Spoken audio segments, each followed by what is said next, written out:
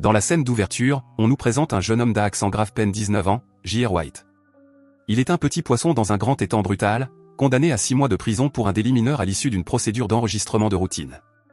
Il a été assigné à partager une cellule avec un seul détenu. Son compagnon de cellule, un homme apparemment sans défense, subit des abus sexuels tragiques et répétés de la part d'un groupe de détenus sauvages, dirigé par un homme fort nommé Dave. Après s'être installé dans la dure routine de la prison, J.R. croise le chemin de Brendan Lynch, un personnage redouté, célèbre pour ses violents vols à main armée. Lynch, un homme aussi intelligent que fort, est plongé dans une partie d'échecs à distance lorsque J.R. observe un échec et mat inattendu. Bien que sceptique, Brandon invite J.R. à lui montrer son coup. Impressionné, mais pas inquiet, Brendan se retire, laissant J.R. retourner dans sa cellule. Là, il trouve son compagnon de cellule en train de transformer désespérément une brosse à dents en une arme grossière contre la visite inévitable de Dave. Le lendemain, lorsque Dave arrive avec des intentions malveillantes, J.R. intervient courageusement, déclenchant une bagarre qui le conduit à l'isolement en guise de punition pour son action. À son retour, Brendan le réprimande pour s'être mêlé des affaires des autres. Malgré l'intervention de J.R., son compagnon de cellule est encore maltraité, ce qui le conduit à tenter de se suicider avec une arme de fortune. J.R. s'en aperçoit, s'étouffe dans son propre sang et appelle frénétiquement à l'aide. Quelques jours plus tard, lorsque Dave et son groupe tentent d'attaquer J.R., Brendan et son gang, Sterling et Merv interviennent, sauvant J.R. et mettant fin au règne de terreur de Dave. Une alliance se forme alors. Brendan offrira sa protection à J.R. pour le reste de sa peine, et en retour, J.R. effectuera des tâches pour Brendan une fois qu'il aura gagné sa liberté. Après quelques mois, la peine de prison de J.R. prend fin. Il va rencontrer un puissant patron du crime nommé Sam. Sam est l'adversaire de Brendan aux échecs, avec son neveu Josh. Dans leur jeu dangereux, ils lui fournissent un appartement et une mallette contenant les effets personnels de Brendan. Dans la mallette, J.R. trouve de faux passeports, de nouveaux vêtements et un pistolet. À la nuit tombée, une charmante jeune fille, Tasha, se présente chez J.R. Elle apporte avec elle de l'argent et un téléphone portable, une bouée de sauvetage pour des instructions vitales après les avoir livrées à J.R. Elle s'en va au petit matin. J.R. se retrouve dans la caravane d'un homme connu sous le nom de Soldat Wilson. Sous la direction de Sam, J.R. se procure un certain nombre d'armes d'assaut illégales et apprend à les manier. Son prochain arrêt est une société qui propose des tours d'hélicoptère avec une bonne dose d'audace. J.R. prend le contrôle d'un hélicoptère et demande au pilote surprise de se rendre à la prison où Brendan est détenu. Au même moment, Brendan et ses amis prennent le commandement à l'intérieur de la prison, s'emparant d'un gardien pendant qu'ils attendent leur sauvetage aérien. Dès que l'hélicoptère atterrit, ils montent rapidement à bord, disant au revoir à la dure prison. Ils volent longtemps avant d'atterrir, passant à une voiture de fuite et laissant le pilote indemne. Ils interrompent leur vol pour aller chercher de la nourriture, envoyant Merv faire l'achat pendant qu'ils attendent. Une émission de radio révèle un sombre secret sur Merv. Son passé inclut une condamnation pour le viol d'une étudiante à Perth, un fait qu'il a caché à Brendan et qui a rendu Stallone furieux. Brendan confronte violemment Merv avant de l'expulser de leur gang. Le trio restant, Brendan, Scurlock et J.R., retournent à l'appartement. Ils se rendent dans la luxueuse maison de Sam, où ils sont choisis pour un audacieux vol d'or à Kalgoorlie. Ils pourraient recevoir une somme d'argent considérable, de l'ordre de plusieurs millions. Alors qu'ils sont dans la grande maison de Sam, J.R. aperçoit à nouveau Tasha. Il la suit jusqu'à la piscine où Josh le prend pour cible et le pousse dans l'eau, lui qui ne sait pas nager.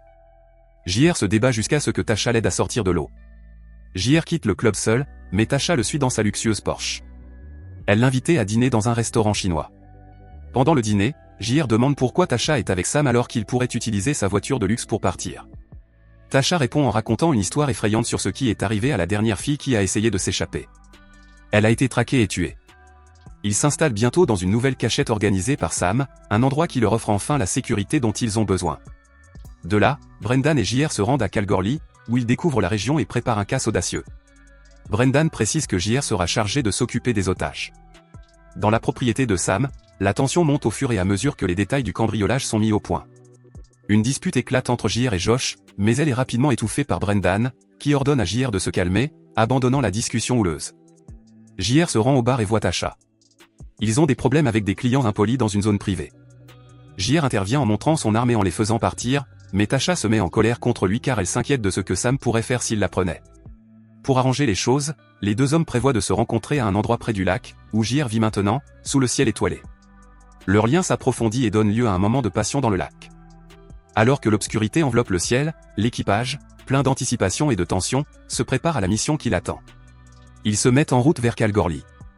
Arrivés sur le site cible, ils pénètrent en douceur dans les locaux. Leurs fausses identités font office de tickets d'or, facilitant leur passage. J.R. est chargé de se glisser dans le puits de ventilation, situé au-dessus de la pièce où l'or est traité. Ils s'allongent et attendent la lumière du matin. Au début du jour suivant, les employés de la salle de traitement de l'or commencent à affluer, prêts à commencer leur journée de travail. Cela permet au reste de l'équipe d'entrer sans se faire repérer.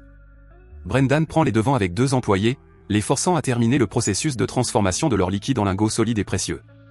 Au milieu de cette opération aux enjeux considérables, le bruit des sirènes de la police se fait entendre. Le rugissement des sirènes de police se fait entendre, signalant l'arrivée des forces de l'ordre. Brendan et le reste de l'équipe réagissent rapidement. Ils s'emparent de 6 lingots du précieux or et entament rapidement leur plan d'évasion en utilisant les otages comme barrière humaine. Ils se précipitent vers le véhicule d'évasion prévu à l'avance, y plongent et s'élancent vers lui. La police, qui ne veut pas les laisser s'échapper si facilement, les poursuit sans relâche. Alors qu'ils s'échappent vers la périphérie de Kalgoorlie, une tragédie les frappe. Sterling est touché par une balle qui lui transperce l'abdomen. Plus tard, ils cachent leur véhicule dans un camion et se dirigent vers l'endroit où se trouve Sam. Ce dernier leur ordonne de se débarrasser de la voiture et de toute preuve, car ils commencent à travailler sur le partage de l'or. Suivant les instructions de Sam, Brendan et JR se dirigent vers le dépôt de voiture.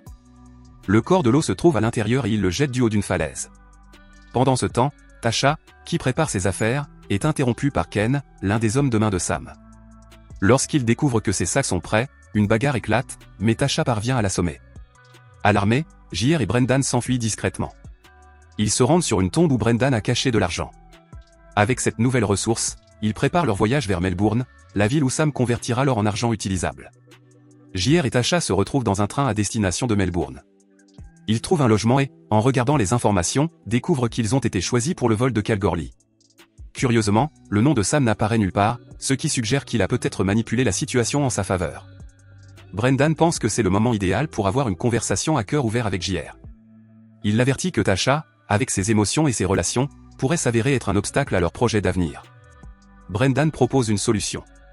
Il offre à JR une somme d'argent, laissant entendre qu'il serait préférable de se dégager doucement de l'emprise de Tasha.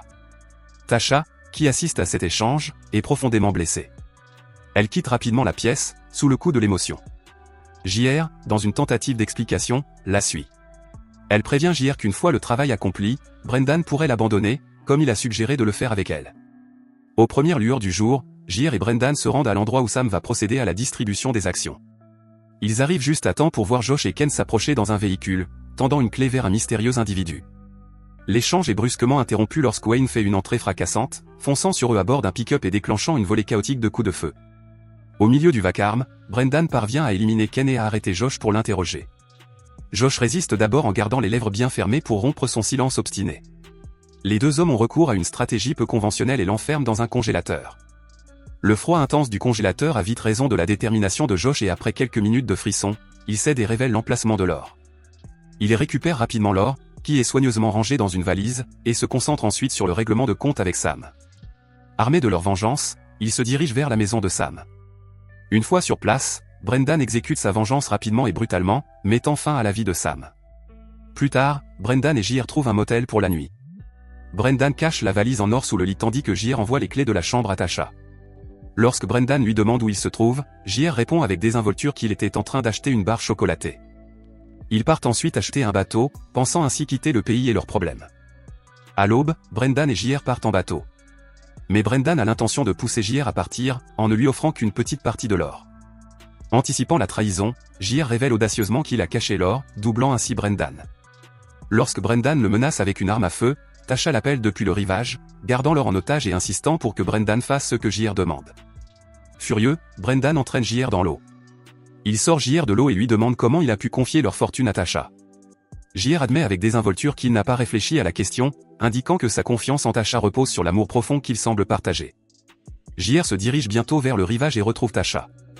Quelques jours plus tard, Brendan est arrêté par la police qui le ramène en prison. Des mois plus tard, Brendan reçoit une lettre de JR lui indiquant où se trouve sa part de l'or. La lettre contient une photo de Tasha enceinte. Le film se termine avec Brendan regardant par la fenêtre de la prison, un sourire sur le visage laissant présager un avenir meilleur.